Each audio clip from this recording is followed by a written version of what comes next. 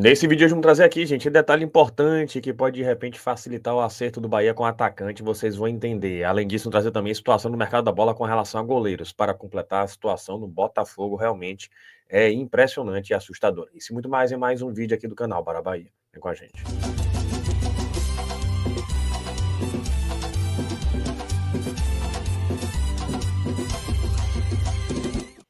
Fala, nação tricolor, um abraço para vocês que seguem a gente aqui no canal Bara Bahia e hoje em mais um Plantão Bara, mas antes disso eu peço um minuto de sua atenção, porque é dia dos pais e você tem aqui uma grande oportunidade de comprar um presentaço com as melhores condições do mercado e estamos falando da Golcase, gente. A Golcase está trazendo aqui uma coleção especial Dia dos Pais, todo o site com até 70% de desconto e você usa o cupom Bara Bahia e aumenta mais ainda o desconto. Como é que acessa? Clique no link que está fixado pelo comentário também na descrição do vídeo, pega o seu celular, é simples, aponte a câmera para esse QR Code que você está vendo na tela que você vai ter acesso direto ao site da Golcase, pode comprar essa garrafa térmica, melhora muita coisa, hein, gente? Em relação à hidratação, uma garrafa diferenciada, quente e frio.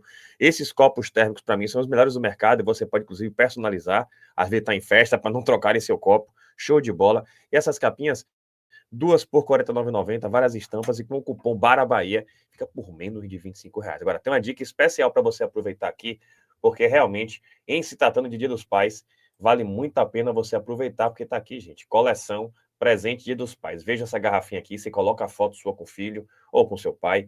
Tá aqui Bahia, pai e filho tricolores, tá aqui com dois filhos, aqui com o filho num campo, estão na bola. Esse copo também com o filho, isso é presente para a vida inteira, gente. Tá aqui também mais uma capa de celular, tá aqui essa garrafa, outras estampas, carregador portátil. Então dá uma, né, dá uma geral no site da Golcase, use o cupom BARABAHIA e aproveita aí. Agora, compre logo Dia dos Pais, que está chegando para ter tempo de personalizar e você receber em casa. Mas vamos para o assunto de hoje, a gente começa trazendo aqui a situação envolvendo futebol brasileiro e mais um capítulo do Botafogo. Tá aqui, gente, assustador, hein? Situação tenebrosa e tá aí, ó. O Botafogo vai receber um empréstimo de 100 milhões de euros e como garantia, o clube colocou quase todas as suas receitas futuras, como direitos de TV, patrocinadores e vendas de produtos oficiais. Via o Globo, gente. Vejam vocês, está aqui inclusive a própria reportagem, porque a Eagle, que era a empresa anterior de Texto, ela está acusando o Texto de ter feito manobras, né? Até hoje, inclusive, nenhum balanço do Botafogo foi divulgado, deixou a bomba lá com o Lyon, e agora está começando a surgir bomba atrás de bomba. E não é só isso, não. E vejam vocês que um clube que deixa todas as receitas em garantia, provavelmente não pagando, vai complicar. Ainda tem mais essa. Botafogo notifica o Lyon por vender Luiz Henrique, Igor Jesus, Jair Savarino e cobra 410 milhões. Alvinegro envia carta ao clube francês com cobrança que envolve negociação de jogadores. Vejam vocês o tumulto que está sendo, a repercussão impressionante, muita gente dizendo que está começando realmente a cair a ficha e que a situação aí está feia cada vez mais e que vai ter um desfecho provavelmente ruim para o Botafogo. E a gente acompanha, né? Acompanha de perto. Afinal de contas, é uma SAF, e o curioso é isso, né? A SAF do Vasco dizer que era melhor, e aí veio a verdade. A SAF do Botafogo, eu não estou tirando nenhum mérito desportivo do Botafogo, mas com esse cambalacho que tem sido feito por lá, a verdade é essa, a gente percebe que é tiro curto, né? Que a tendência é que isso só piore, a situação só degringole, e pelo visto é só questão de tempo também que passe apuros e deixam uma bomba aí para o Botafogo, uma pena, né? Com todo respeito aos torcedores, porque chegam aventureiros, entregam um curto prazo, mas depois deixam aí um saldo terrível, tenebroso na história do clube. Outra informação que eu trago agora sobre o mercado da bola para a gente entender esse contexto de goleiro, e vejam vocês que eu vou trazer um goleiro aqui que já foi cogitado no Bahia, e Vene Casagrande trouxe essa informação aqui, gente. No Cruzeiro, a informação é que o acordo com o Flamengo era para Matheus Cunha. Vocês lembram, né? O Bahia chegou a cogitar, muito tempo atrás, no passado, ser liberado agora, no meio do ano, para começar a trajetória na Raposa. Porém, o rubro-negro voltou atrás e alegou ao time mineiro que não poderia liberar o jogador agora porque não havia conseguido contratar a reposição que estava na mira. Vejam vocês o Flamengo com dificuldade para contratar goleiro. Do Flamengo, a informação é que, de fato, o goleiro é uma posição que a diretoria está no mercado avaliando nomes. Com isso, Matheus Cunha assinou o pré-contrato e se apresenta ao Cruzeiro com um contrato válido por 3 anos. Então tá aí, gente. O próprio jogador, que chegou a ser cobiçado, dizem, né, pelo Bahia, tá indo pro Cruzeiro, mas o Flamengo se querer liberar, porque também tá com dificuldade de encontrar goleiro no mercado. Por outro lado, tá aqui uma situação que chamou a atenção, o próprio Botafogo encalacrado conseguiu uma solução, tá aí, gente. O Botafogo chegou a um acordo com o Bonermont para contratar Neto, sem taxa de transferência, mas com economia salarial significativa, já que o goleiro de 36 anos está entre os mais ganham lá na Liga. Brasileiro, chega ao Botafogo com um contrato de 2 anos, mais opção por mais 6 meses. Eu vou para o Rio para exames médicos no clube. Tá aí, gente. Quem diria, hein? Então, um goleiro que, pela idade, acaba pesando, mas tem sua experiência. A gente vê Fábio do Cruzeiro aí rendendo até hoje. Então, era algo que o Bahia poderia também pensar até com carinho. Mas pelo que se vê do Bahia, o Bahia está buscando um recorte desportivo com um goleiro um pouco mais jovem para ter um avanço aí maior em sua carreira pelo Bahia, e também tem o aspecto econômico, né, que se diz sobre isso, mas ao mesmo tempo se vê como está desafiador o mercado de goleiros. Independente, convenhamos, né, o Bahia tem que arranjar uma solução, porque a gente precisa de goleiro. Para completar, vou trazer a situação envolvendo o Matheus Sanabria, né, o Sanabria, enfim. Vou trazer inicialmente aqui uma análise bem interessante a respeito do perfil do atleta, para depois de comentar um pouco mais sobre isso. Está aqui, ó. Olá, pessoal. Vamos falar um pouquinho sobre o Matheus Sanabria, este meia ponta argentino que destacou, era cria do Lanús, né? Foi ali que me chamou a atenção, mas depois tem uma passagem muito boa no Central de Córdoba. Voltou para o Lanús e em pouco tempo de Lanús, quando eu achei que ele ia ter arrancada, ele foi vendido ao futebol árabe, uma arrancada consistente no futebol argentino, né? Até ele indicar no meu canal, não tinha indicado porque eu esperava um pouquinho mais lá no Lanús, jogando um pouquinho mais, já foi vendido, até porque vivia grande fase, né? Viveu uma grande fase no Central de Córdoba, um time pequeno que hoje está na Libertadores, mas naquela época, em 2024, estava em ascensão, e jogando muito pela banda esquerda, né? Foi que destacou. E quando voltou para o Lanús, né, se entendeu muito bem pelo lado esquerdo também, jogava um 4-4-2, aquele time do Lanús, ou um 4-2-3-1, e jogando sempre muito aberto, muito habilidoso, parte muito bem no 1 contra 1, e foi ganhando confiança e ganhando mais consistência também, porque quando saiu do Lanús para ir para o Central do Córdoba, não oscilava muito, né?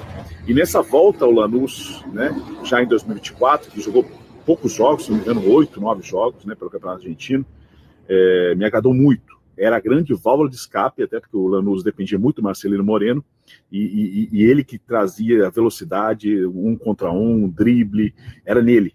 Se esperava muito mais do Tossalo pelo lado direito, mas em Sanabria que eu estava confiando mais nessas jogadas, nessas transições rápidas que eu tinha o time do Lanús no ano passado.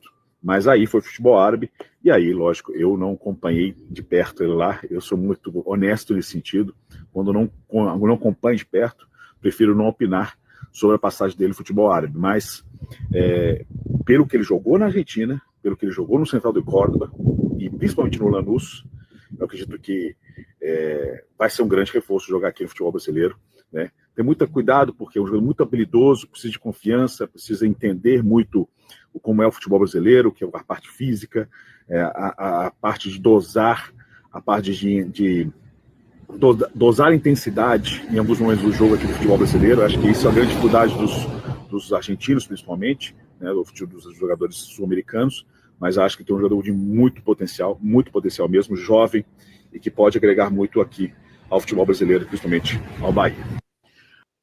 Tá aí, gente. Bacana, hein, essa análise de Bruno Garcês. E é isso, a expectativa é nesse sentido. Eu também tive ótimas informações sobre ele, ótimas avaliações. Agora é fechar negócio, né? Fechar negócio, jogador de qualidade chama atenção, e o Bahia tem que saber aproveitar essa boa oportunidade para repor já com base na lesão de Pulga, ao mesmo tempo sem reforçar em seu elenco. Por sinal, tá aqui, gente. Para quem não viu ainda o transfer market dele, né? Matheus Sanabria, na verdade. Matheus Sanabria. Então vejam aqui, ele pertence ao AIM, né? Primeira divisão lá dos Emirados Árabes, com contrato até 30/6/2028.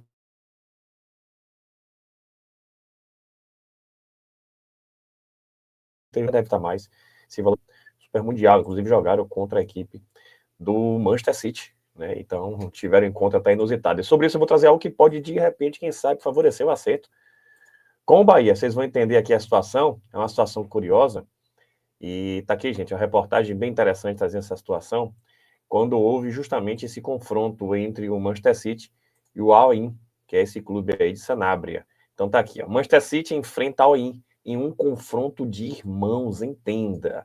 Esse será o primeiro duelo entre as duas equipes, tá? Eu vou ler aqui para vocês que é interessante. O Manchester City, gente, isso foi na época, né? Enfrentou o Al Ain no primeiro duelo entre equipes, mas além disso, o jogo será um confronto familiar. Ele envolve Mohammed bin Zayed Al Nahyan, que é o presidente dos Emirados Árabes, e o Sheikh Mansour bin Zayed Al Nahyan, príncipe do país, no caso, irmãos. E você sabe, né? Mansour bin Zayed é o Grupo City, o famoso sheik do Grupo City, presidente. Os dois né? Tanto o presidente do Al-Ain como o presidente do Grupo City, está aqui, gente. São filhos do Sheikh Zayed bin Sultan Nahyan, que teve os dois e outros 28 filhos em 6 casamentos diferentes durante sua vida. Os irmãos são fruto do casamento de seu pai com Bani Fátima, a terceira esposa. Então vejam que eles são irmãos por parte de pai e de mãe. Mansur, né, Mansur bin Zayed, comprou o City, o Manchester City, né, no ano de 2008 e fez a equipe se tornar uma potência dentro do futebol europeu. Além disso, ele veio a formar o consórcio de clubes, como é conhecido o City Football Group.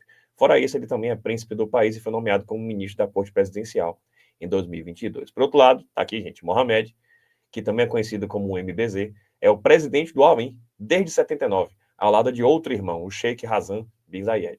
A equipe é uma das forças do futebol do país, tendo vencido 14 campeonatos nacionais e 2 Champions League da Ásia neste período. Vale lembrar que foi a segunda conquista continental que foi responsável por classificar a equipe para a Copa do Mundo de Clubes. O time emiradense se garantiu, né, após derrotar o Yokohama Marinos por 6-3 no agregado da final. E tem mais um detalhe aqui, ó.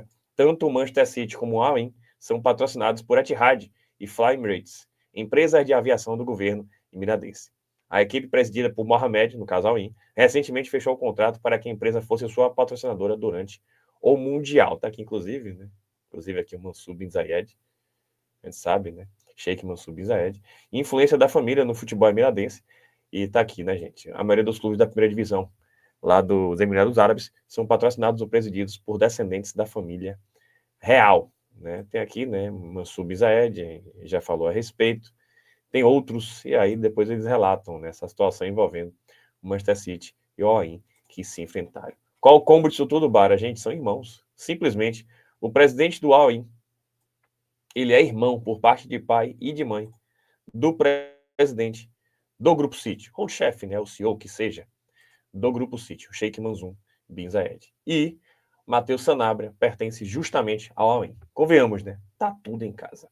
Né? Em uma conversa entre irmãos, podem se acertar de repente, né? Porque o Sanabria, até pela idade, ele viria como um ativo importante de aquisição para o próprio Grupo City. 21 anos, jogador jovem, tem um lastro aí de esportivo, um lastro financeiro. Então pode haver, de repente, essa facilitação. Essa garantia de contratação, não. Mas, ao mesmo tempo, facilita, sem dúvida, que no futebol há esses negócios e no mundo do negócio, com então, proximidade como essa, provavelmente a tendência é que isso facilite a negociação e assim a gente torce, inclusive mesmo os patrocinadores, convenhamos, né? Tá tudo em casa, é detalhe importante que pode favorecer o acerto com o nosso tricolor de aço. Se você gostou, deixa seu like, se inscreva no canal, compartilha com geral, ajuda a gente a chegar aos 90 mil inscritos e aproveita aí, gente. Golcase Dia dos Pais, tá show de bola. Tamo junto, saudações colores e até a próxima.